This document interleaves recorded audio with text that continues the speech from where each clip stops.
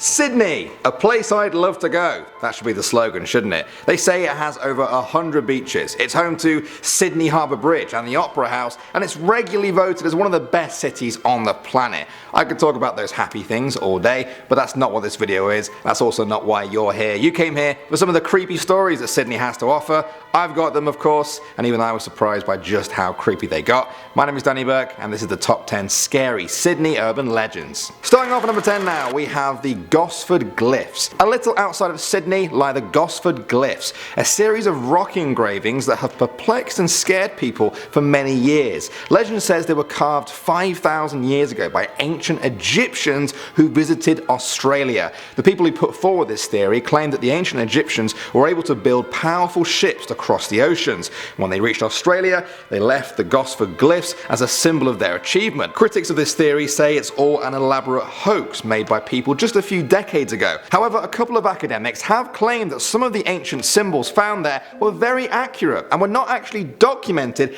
in Egyptian hieroglyphic texts until 2012. Does this mean it's all true? Who knows, but the legend lives on. Next up at number 9 now, we have the crybaby serial killer. The story goes that in Sydney many years ago, a chill caught the air in the dead of night. It was silent outside of a woman's home, but then the silence was broken by the piercing sound of a baby's cry. The woman couldn't see anyone outside her door. She could only hear the crying baby. Her instinct was to go outside and help the baby, but she just felt like something wasn't quite right. She called the police, who told her to not open the door under any circumstances, and then they hung up. The crying noise then began to move around the outside of the house. It moved to the window. She called the police again. This time they told her there was a serial killer who had done this before. He would play a recording of a crying baby outside someone's window. When they came to investigate, he would murder them. She wasn't going to be the next victim and barricaded herself inside until the police arrived. But the crying had already faded into the distance. Moving on to number 8 now, we have the underworld. Every city has tunnels and sewers sprawling underneath it, but Sydney might have something else. Many people will tell you of a subterranean world that has been home to all kinds of dark criminal activities. Everything from smuggling, kidnapping and murders have taken place there since the city was founded. Perhaps one of the most famous examples is Lake St. James, a dingy pool of water that lies beneath Macquarie Street Station. If the creepy albino eels aren't enough to creep you out, then the stories of secret military operations being carried out there certainly will. Next up at number 7 now, we have the Panther. For many years, residents of Western Sydney have claimed that there is a black panther stalking the suburbs. This rumour became reality though in recent years. In 2018, a man called Greg Cully took this picture while with his 13-year-old son. They had heard a strange rustling in nearby bushes and then heard a loud thud. Now at first, they thought they had sighted a kangaroo. Then they got a closer look.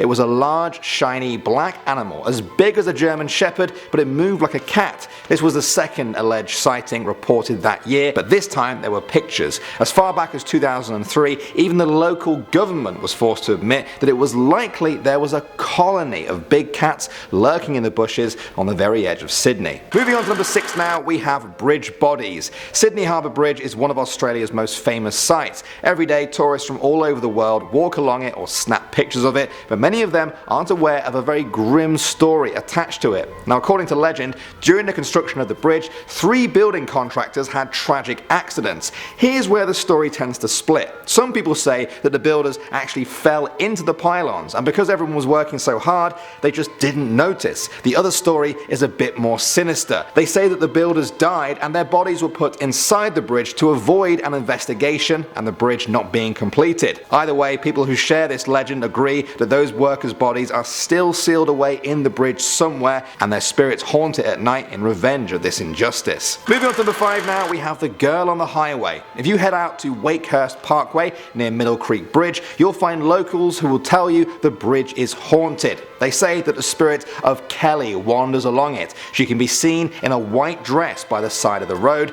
watching drivers as they pass by. But that's not all. Some say that she appears inside people's cars. And that's not all. There's also only one way to get rid of her. You have to verbally inform Kelly that she is not wanted. If you don't, she will make your car stop working on the spot. And I don't want to know what happens next. Next up at number 4 now, we have the giant lake. There are some people in Sydney who claim that there is a giant lake underneath Hyde Park. It's a disconcerting thought, knowing there could be a large body of water just lurking underneath you, but it's a legend that people do believe. They say that in the 1920s, additional platforms for the City Circle line were built but never used. Urban explorers have gone down there in recent years and documented a massive tunnel network that leads to what they think is a huge subterranean lake underneath the city's famous park. The lake is said to be 6 meters deep in parts, with foul, stagnant water. This environment has attracted some horrific creatures, some of them not even recognizable to the explorers who have ventured down there. Coming in number 3 now, we have A Devil Among Us. This is a very famous urban legend that comes from 1979. While waiting for a ferry to take them to Luna Park, the Godson family were approached by a satanic-looking figure dressed in a loincloth and wearing a mask and horned headdress. Now, you wouldn't believe this story if it weren't for one thing. They took a picture with this man, thinking he was just some sort of local entertainer. The thing is, nobody in the area had encountered him that day. When people saw the picture, nobody had ever seen him before and nobody saw him after that day. Now, this story may have just slipped into history if it weren't for one thing: the tragedy that befell the Godson family that day. Within a few hours of this picture being taken, the boy in the photo, his brother, and their dad were all killed on the Luna Park ghost train when a fire ripped through the ride, killing 7 people in total. Conspiracy theorists claim that the Devil Man's appearance that day was no accident and that he was linked or even responsible for the tragedy of the Godson family. Next up at number 2 now, we have the Hawkesbury River Monster. If you head a little north of Sydney, you'll find the Hawkesbury River and the story of a monster that calls it home. Some say it's the long lost cousin of the Loch Ness Monster, a snake-like creature, greyish black, up to 24 meters long, that lays its eggs inland before slinking back off into the waters. In recent years, there's been quite a lot of sightings and people have formed societies around its legend. They say it's like a prehistoric plesiosaur that's been attacking humans for hundreds of years. Aboriginal tribes have spoken about it for much longer than that, and people have no doubt the creature will surface again in the future. And finally, number 1 now, we have the Bankstown bunker. This is a famous military bunker that has been left to urban explorers to pick up the pieces of what really happened down here. It was built for military operations during the Second World War, a 3-story deep labyrinth with a maze of rooms inside. After it served its purpose, the bunker was forgotten for decades until it was rediscovered almost in pristine condition in the 1970s. Since then, the interior was completely gutted by a fire, but the bunker still stands. It's hard to get into and very easy to get lost in. People who have ventured there have returned with stories that will send shivers down your spine. Still, it may be the only chance that some people get to ever see a military bunker in person, even if it is terrifying. So there we go, that is Sydney ticked off the map for now, but I know Australia isn't just Sydney. What other Australian cities shall we do next? Also, I expect to hear every single Australian in the comment section below. Make yourself heard. Thanks for watching as always, guys. My name is Danny Burke and I will see you all in the next one.